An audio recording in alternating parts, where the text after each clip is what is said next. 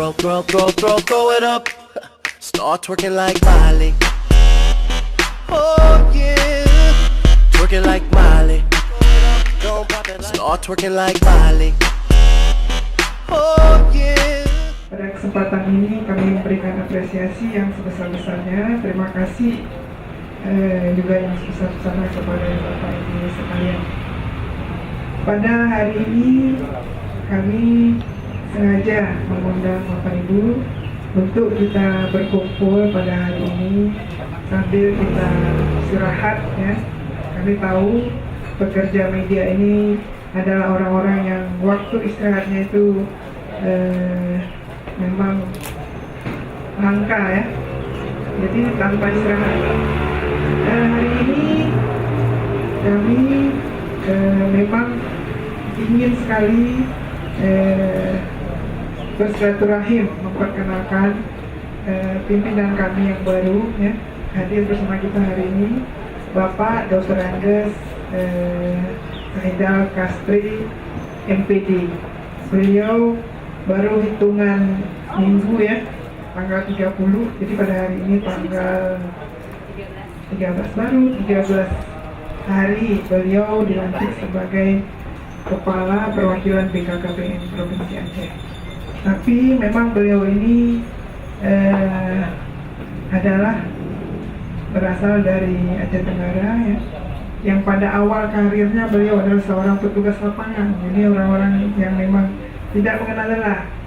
Beliau alhamdulillah baru 2 hari dilantik sudah berkeliling Aceh ya. Nah, jadi sambil beliau berpamit ya, kepada bupati di daerah beliau berangkat dari wilayah timur sampai ke Aceh Tenggara dan kembali ke daerah wilayah barat.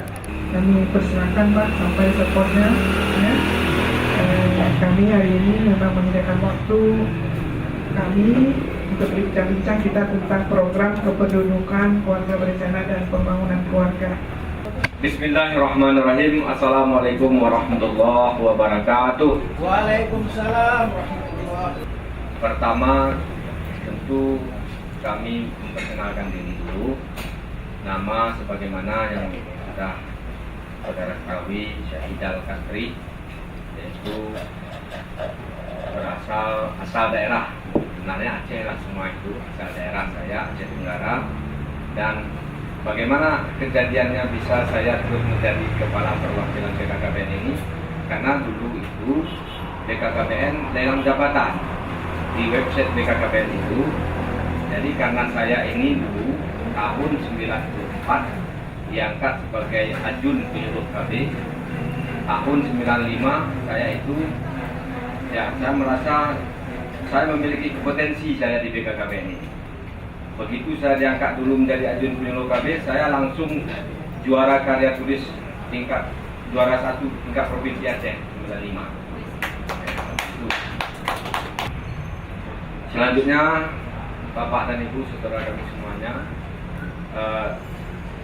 kedua ingin kami sampaikan bahwa masalah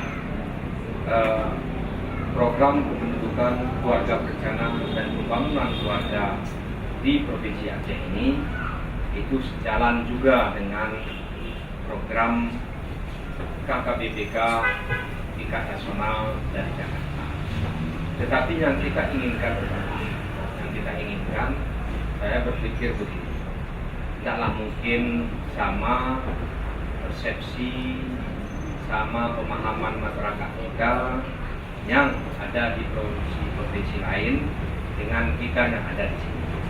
Oleh karena itu, sejak awal saya berpikir bahwasanya program kependudukan, keluarga berencana dan pembangunan keluarga di Aceh ini harus didukung dengan penerapan syariat Islam. Harus didukung dengan penerapan syariat Islam. Konteksnya adalah kita kembali lagi kepada kajian-kajian keagamaan kita. Agama juga menganjurkan, agama juga memerintahkan kepada kita agar membangun keluarga yang sejahtera itu yang mana di dalam Al-Quran itu identik dengan sakinah, mawaddah, warahmah. Itu tujuannya juga adalah untuk membangun keluarga yang berkualitas, mencapai keluarga yang sejahtera. Jadi apa-apa saja konsep sakinah, mawaddah, warahmah itu, ini yang perlu terus ya kami lakukan kajian-kajian dengan pihak-pihak mitra, terutama nanti dengan Majelis Permusyawaratan Ulama MPU yang ada di Aceh ini.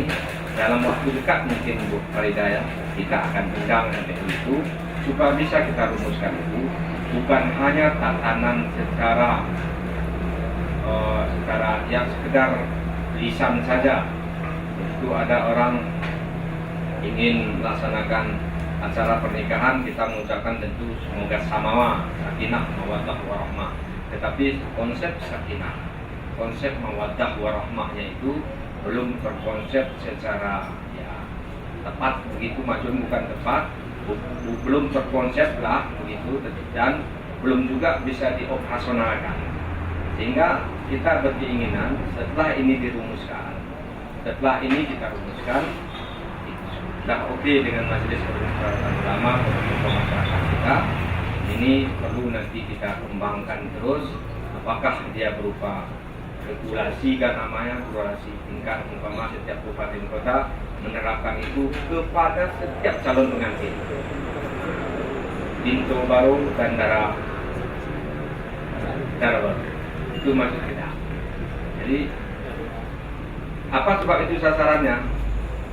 Mencapai keluarga yang sejahtera ini, mencapai keluarga yang sakinah ini tentu harus diawali dari pengantin, dari awal pengantin. Setelah dia tahu tentang apa itu konsepnya, bagaimana menjalankannya dalam sebuah rumah tangga, ini kita harapkan pasangan-pasangan ya muda-mudi kita yang melangsungkan sunnah Rasul, melangsungkan perkawinan tadi, dapat nanti membentuk sebuah keluarga yang diikat dengan ikatan yang sah, perkawinan yang sah sesuai dengan syariat Islam, dapat melaksanakan tugas-tugasnya sebagai pasangan suami istri dan bisa bertanggung jawab terhadap generasi penerusnya, tahu dia mana hak dan mana kewajibannya. Kita harapkan dari keluarga-keluarga yang ada di daerah kita ini, yang notabene keluarga-keluarga itu adalah keluarga kita sendiri memang, mudah-mudahan dengan baiknya dari keluarga-keluarga itu, maka diharapkan outputnya baik di sebuah lorong baik menjadi desa atau kelurahan yang baik. Desa itu, komponen-komponen desa itu baik akan membentuk sebuah kecamatan yang baik, kecamatan baik itu membentuk kabupaten yang baik, kabupaten kota baik, tentu provinsi Aceh ini akan menjadi baik. Memang tidak salah semudah apa yang kita sampaikan Bapak dan Ibu, saudara-saudara kami semuanya, tetapi namanya ini ikhtiar. Hidup ini kan berikhtiar. SKPA semuanya itu berikhtiar. Kita pun berikhtiar memberikan kontribusi yang positif demi kemaslahatan umat, demi perbaikan kita ini dalam rangka meningkatkan mutu sumber daya manusia yang ada di Provinsi Aceh ini, dengan catatan tetap berlandaskan syariat Islam yang sudah kita sepakati dan sudah kita tuntut dan sudah pun ditetapkan di Provinsi Aceh yang sangat kita cintai. Bapak dan Ibu, saudara semuanya, inilah beberapa hal yang ingin kami gagas. Tentunya harapan kami ketika ide-ide yang kami sampaikan ini ada yang kesalahan, ada yang kurang sempurna, harapan kami tentu kepada saudara kami semuanya dari media massa supaya bisa memberikan masukan-masukan yang terbaik bagi institusi kami dan bagi personil kami demi untuk perbaikan-perbaikan kemudian. Kemudian yang ketiga yang kami sampaikan adalah ucapan terima kasih kami yang tiada terhingga. Saya melihat setelah saya 14 hari bekerja di BKKBN ini, BKKBN ini instansi vertikal yang patronnya itu sudah jelas. Ya saya lihat patronnya itu sudah jelas, nggak bisa yang ada kebijakan itu nggak ada, saya lihat di situ.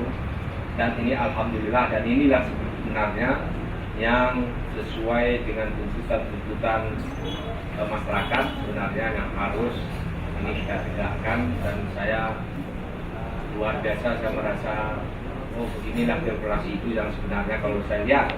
Sebab selama ini saya sudah beberapa tahun di luar BKKBN, saya belum melihat begitu secara detail administrasinya yang sesuai dengan apa anggaran yang ada itu yang dikeluarkan. Jadi ini itu kondisinya. Kemudian ucapan terima kasih kami ini adalah dalam rangka kami melihat bahwa setiap berita yang kami usulkan untuk dimuat itu langsung dimuat. Alhamdulillah. Ini luar biasa ucapan terima kasih kami. Sebab tanpa media massa ini, tanpa kegiatan itu diberitakan, masyarakat pasti tidak tahu. Ini luar biasa, kami sangat terbantunya. Kegiatan kami waktu di Suruh Salam, dimuat di Serambi, dimuat di apa, ini luar biasa ucapan terima kasih kami. Dan itu sudah terekspos sampai ke Jakarta, artinya adalah bahwa kita ingin memperbaiki bagaimana pusaran informasi-informasi itu dapat tersebar distribusi di tengah-tengah masyarakat, sehingga program-program pemerintah, baik pemerintah provinsi maupun kami sebagai pembantu, kami ini adalah instansi vertikal, tetapi kami ini adalah pembantu Bapak Gubernur, pembantu Bapak Wakil Gubernur, pembantu pemerintah Aceh dalam mewujudkan norma keluarga kecil bahagia dan sejahtera di provinsi Aceh ini. Tanpa media cetak, media elektronik, tentu itu tidak akan bisa berhasil.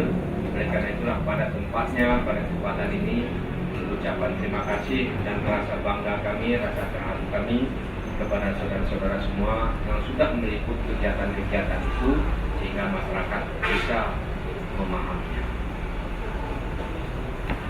Bapak dan Ibu, saudara semua, saya rasa inilah yang dapat kami sampaikan pada awalnya ini. Mungkin nanti kalau memang ada Bapak dan Ibu ingin mempertanyakan sesuatu hal kepada kami, semampu kami akan bisa jelaskan. Tapi ketika kami tidak bisa menjelaskannya, kami mohon maaf, dan kalau bisa kita diskusikan, kalau bisa kami cari lagi nanti jawabannya akan kami cari. Terima kasih atas segala perhatian, mohon maaf kami atas segala kekurangan. Akhirnya kepada Allah kita bersalah diri dan mohon ampun. Kiranya pertemuan kita ini bagaimana Rasulullah SAW bersabda, barang siapa mau dipanjangkan umur dan dimurahkan rezeki, jalinlah silaturahmi. Dan salah satu upaya kami untuk itu adalah pada siang ini untuk menjalin silaturahmi dengan saudara-saudara kami semuanya, awak media, baik media cetak maupun elektronik. Terima kasih. Wassalamualaikum warahmatullahi wabarakatuh. Mungkin waktu dan tempat saya persilakan kalau ada yang mau bertanya atau mau konfirmasi. Ya, silakan. Ya, assalamualaikum.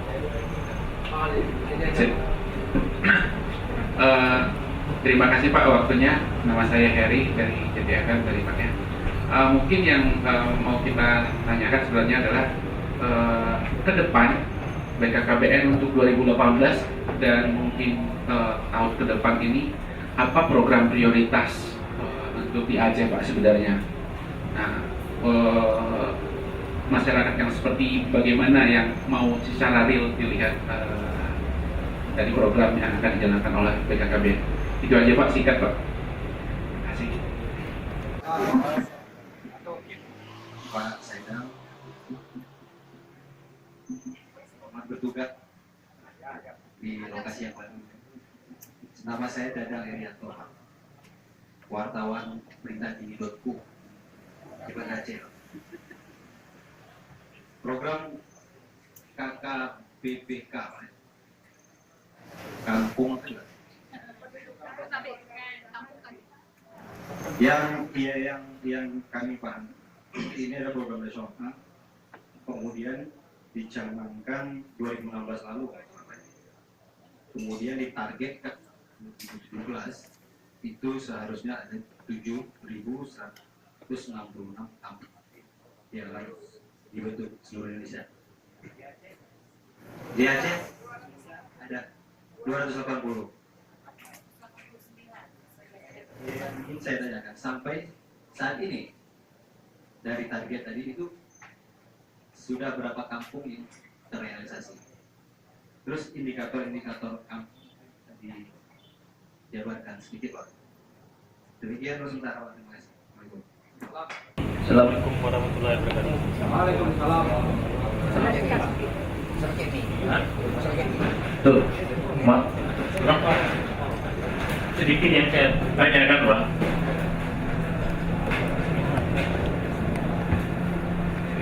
Terima kasih, Pak. Saya Haris dari kantor Berita Antara, Pak.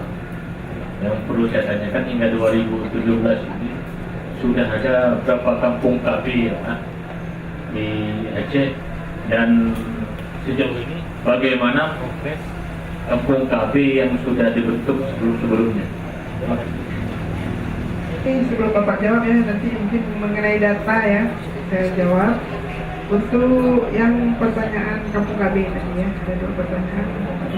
Jadi untuk sampai dengan hari ini, itu kita sudah mencanangkan 129 kampung KB yang tersebar di 286 kecamatan ya. Jadi targetnya adalah 286 kecamatan yang akan kita canangkan kampung KB di tahun 2017. Jadi sudah sekitar 50% ya, lebih. Nah, ya itu laporan hari ini. Dan pada hari ini juga kita juga mendapatkan informasi seperti di Aceh Utara, Aceh Timur, Tamiang, Nagan Raya, Benar Meriah. Ini pada hari ini ada mencanangkan itu rata-rata ada yang satu kabupaten ada 4 sampai 5 serentak. Nah, jadi dan mereka menargetkan untuk sampai dengan Desember itu selesai. Walaupun memang kita lihat ada kendala karena kendalanya sebenarnya karena baru pelantikan bupati wali kota. Ini yang kemarin ini kenapa masih di bawah 50% ya. Sementara ada 12 kabupaten kota yang sudah selesai.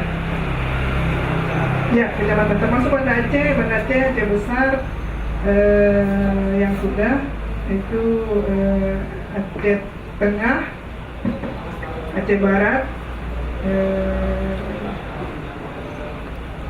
tadi ada berapa tadi?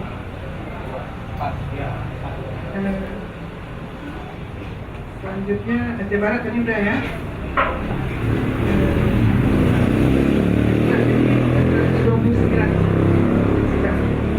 Permasalahan yang untuk kampung KB ini masih sifatnya koordinasi antara lintas sektor yang masih kurang ya. Jadi kita selama ini tentu juga hari ini tujuan kita adalah dalam hal untuk mengadvokasi penentu kebijakan termasuk melalui media yang selama ini mungkin kita lihat masih agak kurang ya, karena Pak di Aceh mendengar bahasa KB itu masih sebagian besar masyarakat masih berpikiran BKKBN ini hanya programnya KB-nya saja. Sementara amanah undang-undang itu Undang-Undang 52 tahun 2009 bahwa program kependudukan dan KB ini termasuk pembangunan keluarga itu harus seiring sejalan. Tapi masyarakat nggak salah, karena begitu besarnya kesan daripada masyarakat terhadap program KB masa lalu ya. yang sebenarnya untuk kuantitas daripada program KB dalam hal pengaturan jumlah keluarga dalam keluarga itu memang sudah sangat berhasil. Kenapa kami bilang berhasil? Karena dari diluncurkan program KB era tahun 70-an ya, awal-awal program KB ini pada tahun 70-an itu TFR kita total fertility untuk kelahiran ya, angka kelahiran dalam satu keluarga itu berada antara angka 6,7 artinya setiap keluarga rata-rata anak dalam keluarga itu antara 6 dan 7. Walaupun pada saat itu saya sendiri anak nomor 8, keluarga saya 8 orang, saya anak nomor 4. Ya wajar kan, saya kelahiran tahun di bawah tahun 70-an. Jadi rata-rata kita kalau yang lahirnya antara tahun itu pasti rata-rata kita keluarga besar ya. Jadi kira bagaimana program KB itu masih dalam pemikiran masyarakat itu bahwa kita pengaturan kelahirannya yang selalu diingat-ingatkan. Ini kuantitas, tetapi dari segi kualitas saat ini makanya muncul undang-undang tadi, Undang-Undang 52, bahwa pemerintah sebenarnya ingin mengendalikan juga kualitas daripada masyarakat Indonesia. Dan ini untuk sekarang Presiden Jokowi sangat gencar sekali, makanya muncul program Kampung KB. Yang diinginkan adalah kualitasnya. Karena tadi TFR kita sudah berada antara kalau di Aceh sendiri 2,8 TFR total kelahiran, total fertility rate. Ya, jadi antara jumlah keluarga itu 2 sampai 3 masing-masing keluarga sudah kecil, tetapi kualitas kita ini sangat rendah kalau kita katakan. Untuk Indonesia kita berada pada angka 131 dari 187 negara. Itu kualitas kita. Indeks pembangunan manusia ya. Sedangkan Aceh kita ada yang tahu, mungkin saya takut salah, mungkin ada yang tahu sebelum saya sebutkan. Ya, jadi nanti kalau dicek ya, jangan langsung expose karena kita akan melihat angkanya nanti di BPS. Jadi indeks pembangunan manusia sekarang malah kalau untuk Sumatera kita berada pada urutan di belakang. Ini adalah PR kita bersama. Inilah yang ingin kita kejar-kejar. Nggak usah untuk Indonesia, tapi untuk Sumatera saja dulu. Iya, jadi mungkin itu dulu dari saya. Ini merupakan tugas kita bersama bahwa kita dalam program KKBPK ini ingin meningkatkan kualitas sumber daya manusia dan minimal Aceh ini jangan berada di ujung-ujung untuk dari segi kualitas. Mungkin Pak, dilaksanakan dan dulu saya terima kasih. Assalamualaikum warahmatullahi wabarakatuh. Mohon izin teman-teman semuanya, saya tambahkan sedikit lagi seperti yang disampaikan oleh ada teman kami tadi, ada program prioritas ya 2018, kemudian dari Pak Dana Medato berikan kesini tadi tentang Kampung KB, kemudian dari Pak Haris progres Kampung KB ini bagaimana ke depan. Kami awali dulu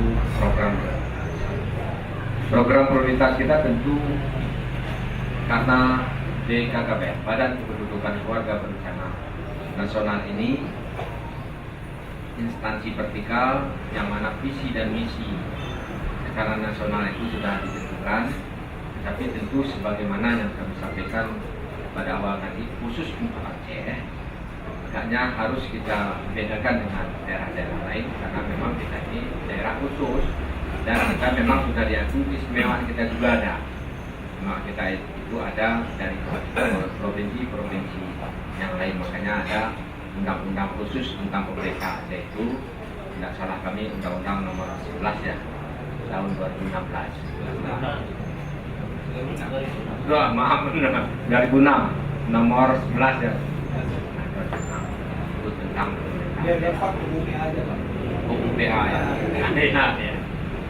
Itu Jadi karena ada khususnya begitu, makanya kita juga ingin terus menggalakkan tentang pendidikan calon pengantin tadi. Memang tadi pun sudah saya buat kata pengantar dan pedoman Salinda dia, calon pintu dan darah baru. Jadi ini penting artinya bagi mengawali sebuah rumah tangga itu. Kan rumah tangga inilah yang menjadi nanti membina keluarga, ada anak kita dari itu. Dari mengawali ini kita harus bina dulu. Saya ingin sebenarnya mengadop dari Malaysia itu. Malaysia itu sebelum melakukan perkawinan, pernikahan, maaf, itu ada kursus kilatnya dulu. Tidak terus ujuk-ujuk, nikah langsung. Kalau di Kota Candi itu daerah saya, asal saya itu kadang-kadang dapat malam sana terus nikahkan. Ini namanya, ini bukan keluarga berencana. Namanya keluarga berencana itu direncanakan. Kapan nikah, kapan pesta, kapan melahirkan, bagaimana jarak kelahirannya itu. Inilah yang disebut keluarga berencana. Kalau di daerah saya itu tuh malam-malam pada pesta malam-malam itu dapat nikah. Artinya tidak berencana. Kalau tidak berencana ini kesiapan kita kurang matang. Ketika kesiapan kurang matang itu akhirnya sistem coba-coba. Kalau di Jepang itu kan perencanaannya itu lebih lama daripada pelaksanaannya. Kalau kita enggak, melaksanakannya itu lebih lama daripada merencanakannya. Itu beda kita kalau sistem berencana. Makanya keluarga berencana itu disebut keluarga berencana. Dia sudah merencanakannya. Usia kapan menikah, kemudian usia kapan nanti bisa melahirkan, kemudian rencanakan jarak antara kelahiran, berapa jumlah anak, apa usaha untuk mendukung ekonomi keluarga, itu sudah direncanakan. Ini makanya kita untuk tahun 2018 ini nanti kalau bisa, Pak saya masuk ini belum saya yang menyusun program 2018. Kalau bisa nanti saya isi program-program yang ada itu, saya fokus pada pendidikan pranikah tadi, supaya ini semua KUA kita panggil, kita bekali, kemudian kalau bisa, kalau sekedar bekali kan tidak bisa nih, kalau bisa seluruh kabupaten kota, kalau sepakat seluruh kabupaten kota mengeluarkan sebuah peraturan daerahnya, setiap calon pengantin itu harus melalui pendidikan pranikah. Dengan kita susun dengan ulama-ulama kita apa-apa saja bahan-bahannya, sehingga setelah itu dia baru Bapak Labuha melakukan proses pernikahan. Ini rencana kita. Ini namanya rencana biar mudah-mudahan ini bisa kami gagas. Pak BKKBN ini tidak ada sebenarnya tugas utamanya, tidak ada. Sifatnya ini tugas BKKBN itu sifat koordinasi, memberi motivasi, memberi stimulan, itu aja. Yang tugas orang lain itu instansi lain, umpama di bidang pendidikan. Seperti ini nanti Bu Irma tambahkan sedikit ya, SK sekolah jaga kependudukan, itu upaya kita. Inilah upaya kita pada 2018 ini, kalau bisa nanti kami revisi sedikit untuk pendidikan pranikah tadi di BKKBN ini. Prioritas kita 2018. Kemudian masalah Kampung KB ini kan sudah dicanangkan Pak Jokowi dulu di Jawa Barat tahun 2016. Ini untuk menjawab nawacita beliau yang nomor 3, yaitu pembangunan Indonesia dari daerah-daerah pinggiran. Makanya di Kampung KB ini kita pilih memang daerah-daerah yang selama ini masih kurang perhatian pemerintah daerah di situ, masih terisolir, masih terpencil. Oleh Banda Aceh ini kan tidak ada lagi terpencil, makanya dulu desa Doi pun termasuk, itulah dia masuk. Karena di Banda Aceh ini rata-rata desanya tak begitu lagi.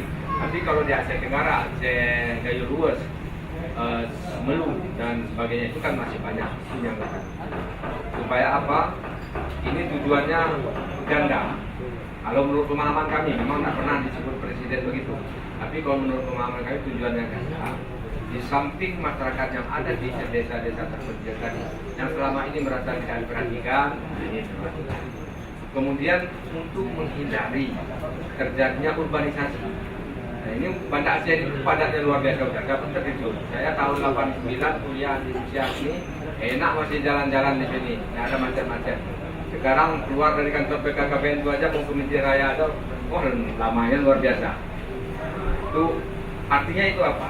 Bukan masalah kelahiran saja di situ, bukan terus penduduk Aceh, Banda Aceh ini banyak kelahiran yang enggak, ada terjadi perpindahan antara dari desa ke kota, pasti itu pasti.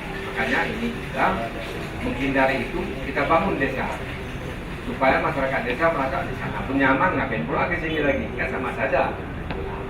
Ini upaya-upaya. Satu lagi, supaya memang program kependudukan keluarga berencana dan pembangunan keluarga ini bisa terintegrasi dengan pembangunan bidang lain. Sebab ini kan tujuannya semua adalah membangun manusia yang berkualitas menuju Indonesia yang sejahtera. Kan itu maksudnya. Kita hanya memberikan masukan sehingga apa? Makanya selama saya jadi asisten di Aceh Tenggara itu kemarin itu, Kampung KB tuntas sudah kita buat 16 kecamatan. Saya sendiri memang masuk dan saya sendiri yang mewakili bupati langsung mencanangkannya tuntas. Saya rasa di Aceh kita ada paling 4 tuntas waktu itu, dan kita adakan MOU dengan SKPK, Satuan Kerja Perangkat Kabupaten itu, dengan Dinas Kesehatan kita adakan MOU, dengan DU kita adakan MOU, dengan Dinas Pendidikan kita adakan MOU.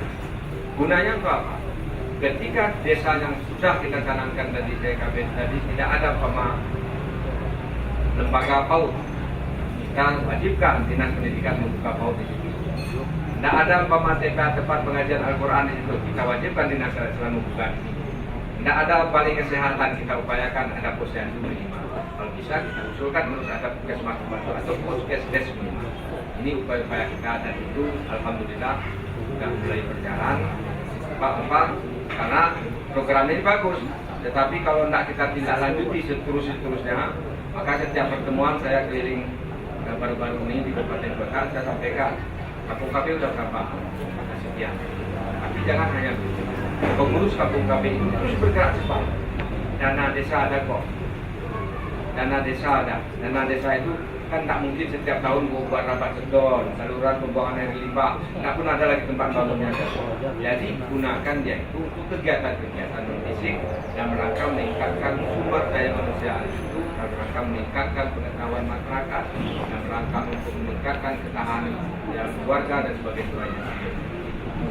Makanya ini ada juga beberapa pertanyaan, apakah bisa dana desa itu untuk kegiatan ini? Yang saja nanti peraturan menteri daerah tertinggalnya, saya rasa tidak masalah lagi. Tidak masalah, saya katakan itu di Jawa sana banyak sudah dana desa itu bisa juga digunakan untuk program-program kemasyarakatan seperti pembangunan keluarga tadi dan pendidikan keluarga. Banyak sudah kita gunakan. Jadi inilah beberapa upaya Bapak dan Ibu, upaya kita, dan bahkan sekarang ini Kampung KB ini menjadi prioritas kita lah di program KKB TK di Indonesia ini, dan termasuk juga di Aceh ini. Saya berharap kepada teman-teman kami yang ada di BKKBN, apakah saya bilang kemarin juga saya sampaikan di Sebelum Salam bersama Bapak Wali Kota Merasa, apakah kalau saya berpendapat kalau bisa Kampung KB ini kita integrasikan dengan kampung percontohan penerapan syariat Islam. Tapi pun kan belum ada kepastian. Karena saya mau jumpa Kepala Dinas Syariat Islam Provinsi Aceh, apakah bisa kita integrasikan terus. Apalagi banyak-banyak kali kita buat kampung, bisa integrasikan kampung penerapan syariat Islam dan semiring Kampung KB gitu, supaya dia identik di situ. So ini usulan kami, mudahan ini dapat kami laksanakan. Terima kasih atas segala masukan-masukan dari Bapak-Bapak untuk semuanya. Dan untuk selanjutnya kami mohon kepada Ibu Kabid Pengendalian Penduduk dapat memberikan sedikitlah masukan-masukan di bidang pendidikan. Terima kasih. Terima kasih Bapak Kepala. Bismillahirrahmanirrahim. Assalamualaikum warahmatullahi wabarakatuh. Perkenalkan, terlebih dahulu nama saya Irma Juniati.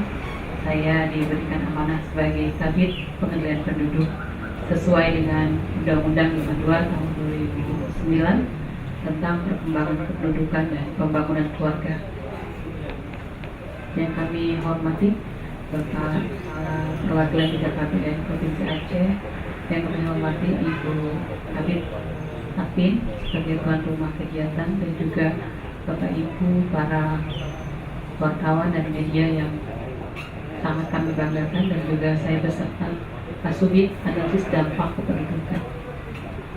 Kami menambahkan apa yang disampaikan oleh Bapak Kepala bahwa BKKBN sekarang itu sudah dengan paradigma yang baru, bukan lagi dengan paradigma yang lama yang bercerita tentang keluarga berencana, tapi lebih kompleks, yaitu dengan adanya 3 tupoksi, yaitu kependudukan, keluarga berencana, dan pembangunan keluarga yang biasa disingkat dengan KKBPK.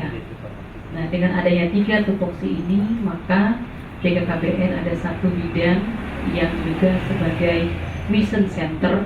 Jadi yang di lapangan itu ada 3 Bapak Ibu, yaitu salah satunya adalah bidang pengalihan penduduk. Di bidang pengalihan penduduk ini Bapak Ibu, kita juga ada 3 kasubit. Salah satunya saya sertakan, yaitu analisis dampak kependudukan, yang juga ada kasubit kerjasama pendidikan kependudukan, dan juga ada kasubit parameter pendudukan. Nah, ketiga kasubit ini Bapak Ibu yang banyak memberikan sosialisasi tentang arti pentingnya kependudukan di dalam program kita ini. Nah, di mana kependudukan ini kami juga bekerja sama dengan juga bekerja sama dengan sekolah, perguruan tinggi, dan juga pengambil kebijakan yang tentu juga kita harapkan supaya paham tentang kependudukan. Dan ini juga seperti yang tadi Ibu katakan dan juga Bapak Kepala menjelaskan bahwa keluarga berencana ini adalah keluarga yang direncanakan. Jadi bukan keluarga yang bencana, Bapak Ibu.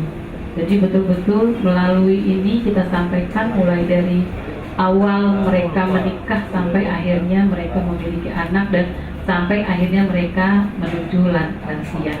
Dan di kita di pengadilan penduduk ini kami memasuki melalui sekolah. Tadi sudah Bapak jelaskan, yaitu ada satu program namanya Sekolah Siaga Kependudukan. Mengapa kami masuk ke dalam sekolah Bapak Ibu dan juga ke universitas? Karena mereka adalah calon-calon pemimpin bangsa ke depan yang perlu kita beri wawasan, pengetahuan bagaimana kependudukan di masa ke depan. Dan sesuai dengan misinya BKKBN yang pertama, yaitu mengarus utamakan pembangunan berwawasan kependudukan. Artinya penduduk ini dijadikan titik sentral pembangunan, tidak hanya dijadikan sebagai objek, tapi juga sebagai objek. Dia pelaku, dia juga sebagai penikmat dalam pembangunan. Nah, kita masuk ke sekolah memberikan kepada guru-gurunya tentang pengetahuan kependudukan, dan kependudukan ini disampaikan oleh gurunya kepada anak muridnya. Nah, itu untuk menambah wawasannya, maka kita bentuk pojok kependudukan atau pojok baca, Bapak Ibu. Itu mendekatkan mereka, semakin banyak mereka mendapatkan pengetahuan sehingga nanti bisa menyampaikan, sehingga mereka bisa peduli dengan keadaan di lingkungan sekitarnya. Sehingga dengan adanya sekolah siaga kependudukan yang artinya mengintegrasikan pendidikan pendudukan ke dalam kurikulum. Jadi tidak merubah, hanya memberikan pengayaan. Misalnya Bapak Ibu, kalau anak-anak itu belajar matematika kan suka biasanya 5 tambah 4. Nah, kita coba mengayakan supaya mereka lebih dengan tidak angka saja, tapi lebih kepada misalnya ada bagaimana menghitung kepadatan penduduk di kampungnya. Nah, itu yang kita sampaikan. Dan juga di biologi juga seperti itu, dan juga pembelajaran yang banyak hubungannya dengan kependudukan.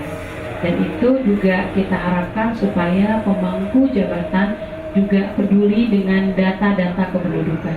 Dan ini sebagai bahan dalam penyusunan rencana pembangunan jangka menengah maupun jangka pendek yang kita lakukan melalui sesuai dengan Undang-Undang 23 2014 ada lampiran 1N di mana kita diharapkan setiap kabupaten kota menyusun grand design pembangunan kependudukan. Selanjutnya juga yang kita prioritaskan di dalam kependudukan ini melihat analisis dampaknya Bapak Ibu. Jadi kita tidak menghitung proyeksi karena proyeksi adalah tugasnya BPS, dan juga BKKBN tidak menghitung orang lahir, orang mati, dan orang juga berpindah. Itu adalah tugas daripada catatan sipil. Nah, kita di BKKBN itu melihat dampaknya. Bagaimana kalau penduduk yang besar itu dampaknya apa yang langsung terkena kepada penduduk. Misalnya yang kita lakukan ini sekarang kajiannya adalah tentang tingginya angka perceraian. Nah, Aceh itu Bapak Ibu ternyata sudah tinggi dengan angka perceraian. Itu dampaknya apa terhadap penduduk. Terus juga kita lakukan kajian yang mungkin tanggal 16 nanti kalau Bapak Ibu bisa hadir, kita ada 2 kajian yang akan kita sosialisasikan, yaitu tentang kenakalan remaja di Kabupaten Aceh Barat dan satu lagi tentang kemiskinan di Pidijaya.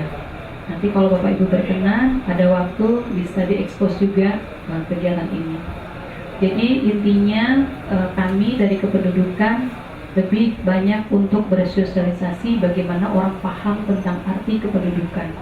Mungkin ini dari kami, Bapak, yang bisa kami sampaikan tambahannya, dan juga kepada Ibu Kabid. Mudah-mudahan ke depan kita lebih bisa bersinergi lagi, bisa bersama-sama lagi, bisa Bapak Ibu juga mendampingi kami untuk dapat menyampaikan ini kepada masyarakat. Karena konsep masyarakat masih tentang keluarga berencana adalah pembatasan kelahiran, padahal lebih kepada pengaturan kelahiran. Tidak bicara kuantitas, tapi bicara tentang kualitas. Ya, baik Bapak Ibu, mungkin saya dari kami. Terima kasih atas kebersamaannya. Assalamualaikum warahmatullahi wabarakatuh. 10 menit, ada yang mau bertanya lagi? Tadi sudah disampaikan realisasi UKB masih di bawah 50%. Yang harusnya dituntaskan di 2012. Sejauh ini, seperti apa langkah-langkah Bapak nanti untuk bisa memaksimalkan KKB itu? Kemudian, kampung-kampung KB yang sudah terbentuk dengan fungsi koordinasi di KKBN, kira-kira progres apa aja yang sudah terrealisasi di sana? Katakanlah misalnya nggak ada PAUD, sudah dibangun PAUD dengan koordinasi yang dilakukan oleh BKBN. Tidak ada TPA, mungkin dibangun TPA dan segala macam. Assalamualaikum. Bismillahirrahmanirrahim. Assalamualaikum wabarakatuh. Pertama, Denny dari RRI Banda Aceh. Mungkin yang pertama saya ingin menyampaikan bahwasanya ini sebuah hal yang menarik karena memang Pak Sahidal juga pernah berkecimpung di daerah terpencil Aceh Tenggara. Artinya informasi tentang KB ini seperti apa, sehingga dengan Bapak mengetahui informasi di daerah terpencil kepada masyarakat dan langkah-langkah apa yang Bapak akan ambil khususnya terkait dengan keluarga berencana ini, sehingga bisa merata informasinya atau sosialisasinya ke daerah-daerah terpencil khususnya yang ada di Provinsi Aceh. Terus yang kedua, langkah konkret apa yang memang hari ini kita sudah darurat narkoba. Nah, ini juga sudah berdampak serius. Ternyata ini juga peran keluarga sangat berperan. Nah, langkah-langkah apa saja untuk mendukung supaya pencegahan narkoba khususnya di keluarga ini bisa teratasi dengan baik, khususnya yang ada di yang mungkin itu saja. Terima kasih. Warahmatullahi wabarakatuh. Saya Barlian dari Harian Analisa. Jadi menyangkut kampung KB ini, kalau tidak salah ini sudah beberapa tahun yang lalu sejak Pak Jokowi dilantik, beliau juga langsung membuat program ini. Beberapa saat kemudian beliau membuat program kampung KB. Jadi sejak 2 tahun belakangan ini pada tahun lalu dibentuk kampung KB untuk setiap satu kabupaten satu kampung KB, dan pada tahun ini satu kecamatan satu kampung KB. Nah, dari kampung KB yang sudah dibentuk selama ini, apa dapat dilihat bagaimana evaluasinya? Kemudian persentase pembangunan kualitas manusianya seperti apa? Karena tujuan dari pembangunan kampung KB ini kan untuk meningkatkan kualitas manusia dan keluarga. Jadi kalau bisa dipersentasekan khusus untuk Aceh, kira-kira berapa persen pembangunan keluarga dari kampung KB yang sudah ada terbentuk sebelumnya ini? Mungkin ini saja. Terima kasih. Wassalamualaikum warahmatullahi wabarakatuh. Jangankan itu memang baru mau tidak mau kita harus itulah kondisi kita untuk Aceh ya. Walaupun ada beberapa kabupaten yang memang itu sangat antusias ya. Saya mencontohkan itu Aceh Tengah dan Aceh Tenggara. Mungkin nanti langsung Bapak yang menjawabnya bagaimana geliatnya masyarakat di sana. Itu untuk yang ini yang berhasil ya, saya sebutkan. Aceh Tengah itu begitu seriusnya Bapak Bupati, walaupun beliau tahun ini sudah selesai ya, Pak Nasaruddin. Itu beliau ada satu lagi yang Biren ya, itu Bapak Bupatinya langsung mengeluarkan instruksi Bupati yang disebut dengan Perbuk ya. Jadi Perbuk setelah dicanangkan kampung KB itu beliau mengeluarkan Perbuk yang bunyinya bahwa setiap desa wajib diberi menganggarkan untuk kegiatan posyandu terintegrasi. Itu ada kisarannya ada yang 10 sampai 20 juta. Itu khusus karena kenapa? Dari data bahwa masyarakat kita untuk posyandu saja sulit.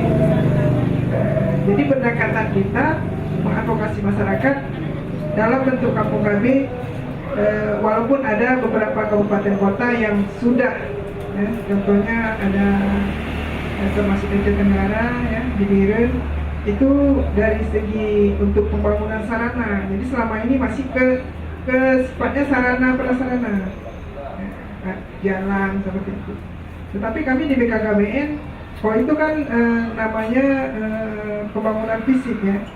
Tapi BKKBN itu misinya ingin membangun kualitas, yang artinya membangun sumber daya manusia yang kita sebut dengan pembangunan non fisik. Jadi inilah yang terus kita kejar, dan bentuk konkretnya hanya beberapa kabupaten kota yang sudah menindaklanjuti seperti itu.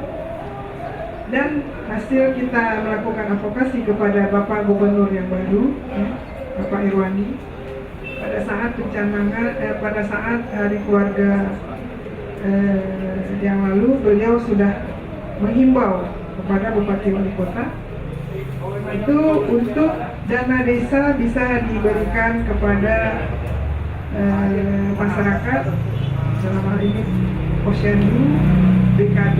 Kita punya kegiatan Bina Keluarga Balita untuk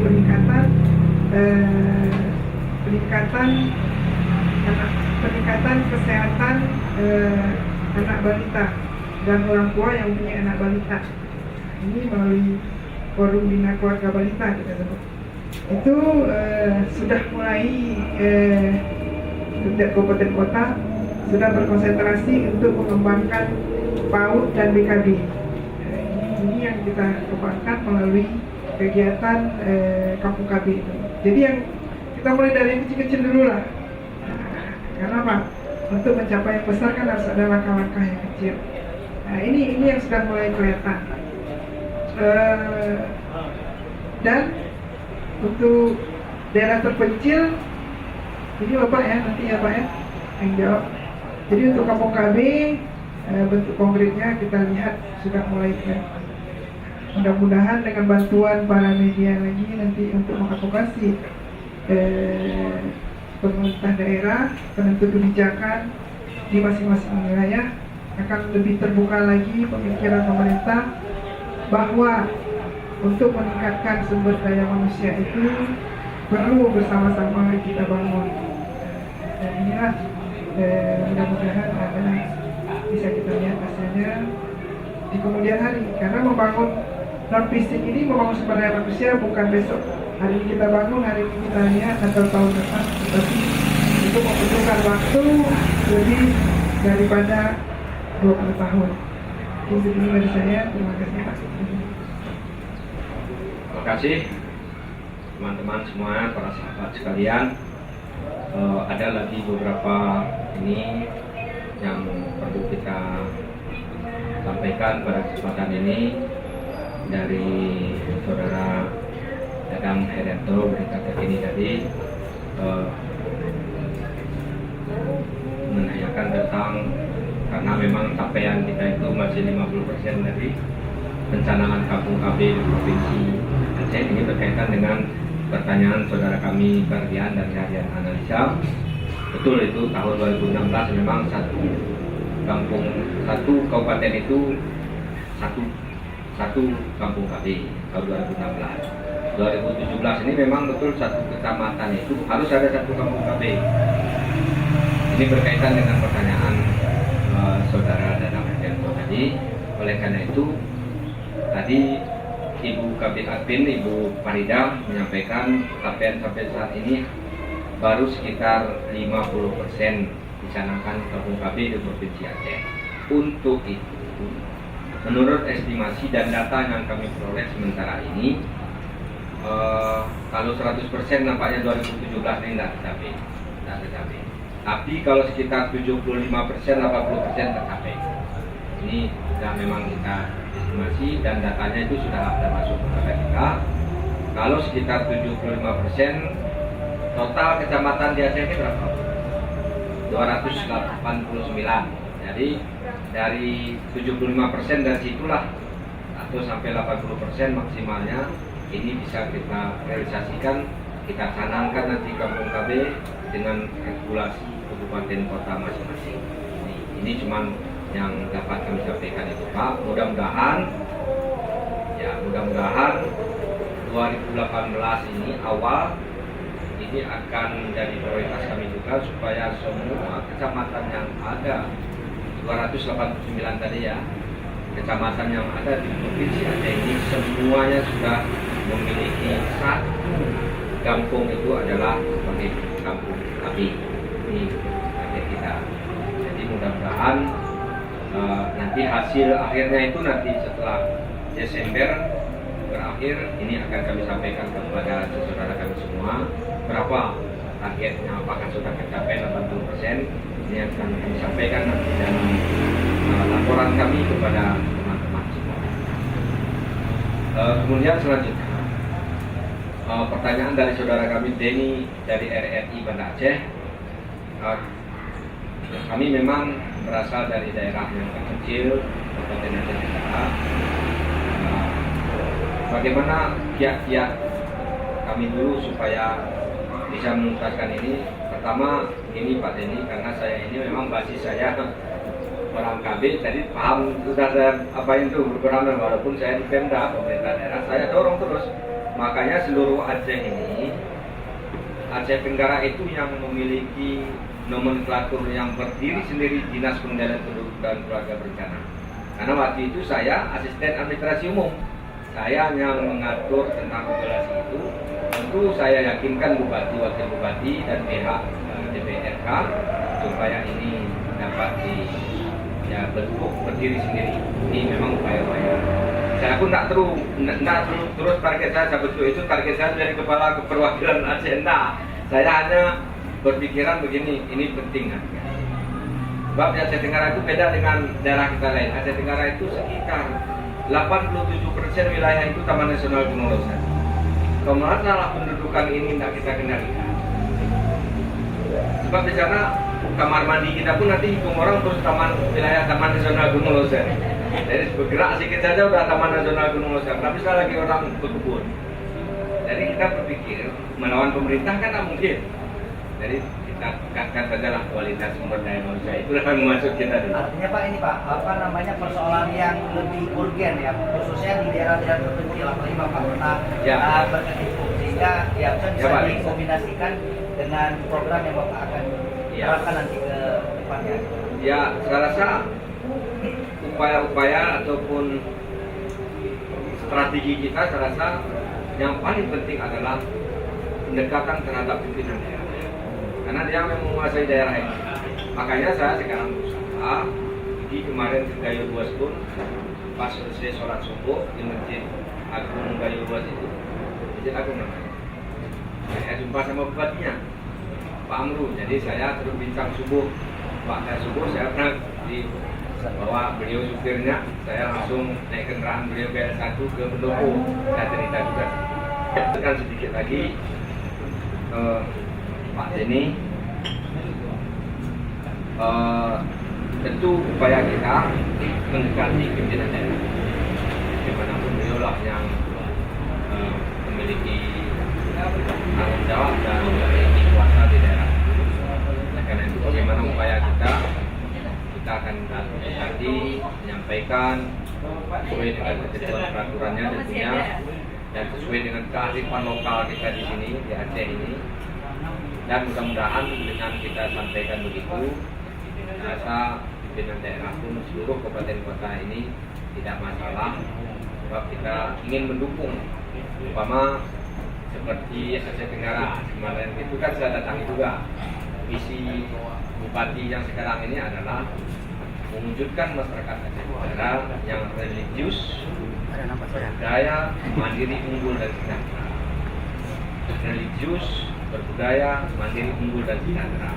Akhirnya kan ada juga kata-kata sejahteranya di situ, dirangkai dengan penerapan syariat Islam dengan religius, dan ini adalah kata-kata itu.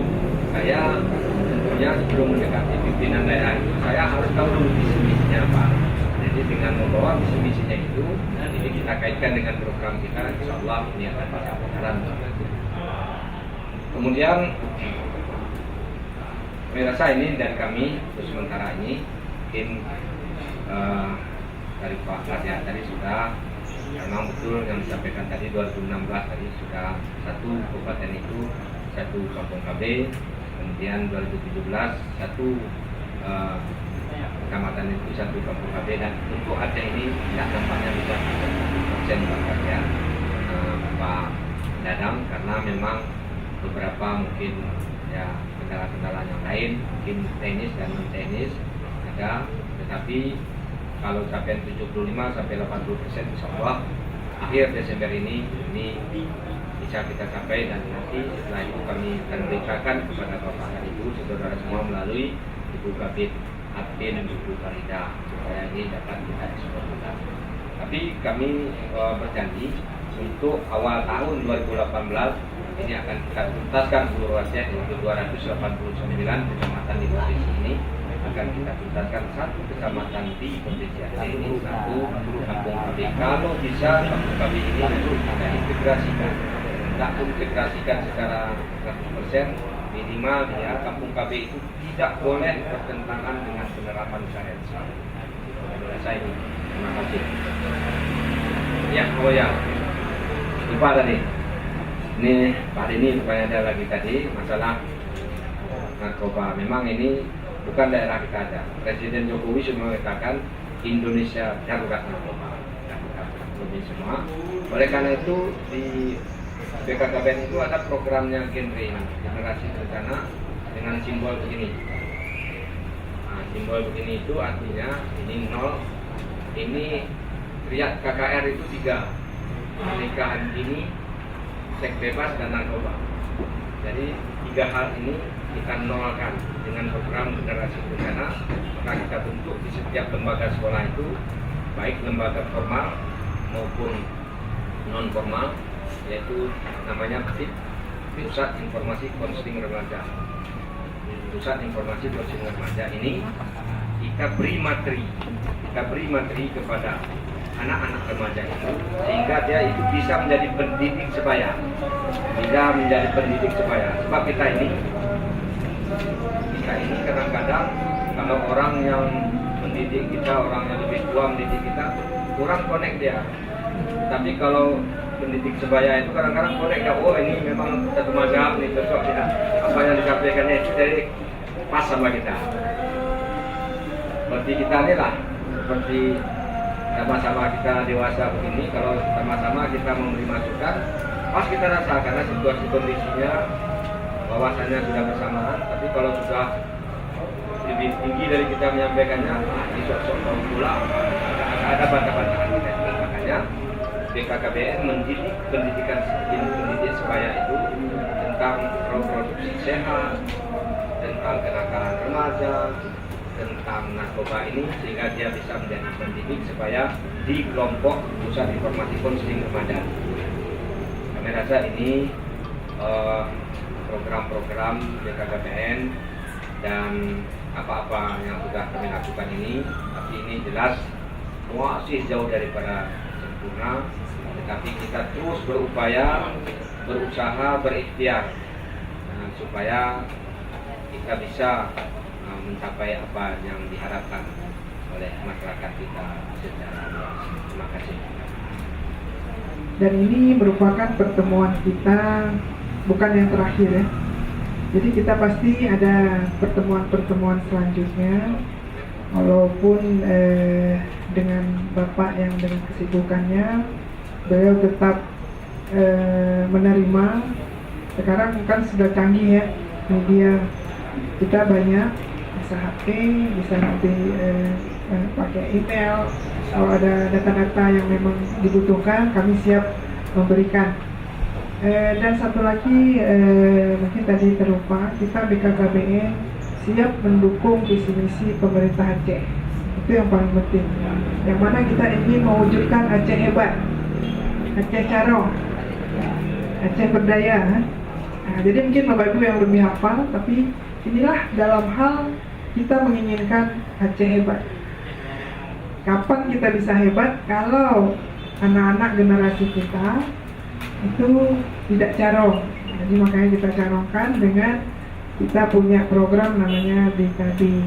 BKB itu Bina Keluarga Balita. Jadi pendidikan anak mulai dari kandungan, dan ibu-ibu yang mempunyai anak balita juga ikut menjadi orang-orang yang akan membentuk anak-anak yang berkualitas tersebut. Jadi inilah yang paling utama program daripada kependudukan, keluarga berencana, dan pembangunan kualitas. Demikian dari kami mohon maaf kalau ada kata-kata dari kami yang kurang berkenan, mohon dimaafkan, dan kami menutup bersama-sama dengan ucapan alhamdulillahirabbil alamin.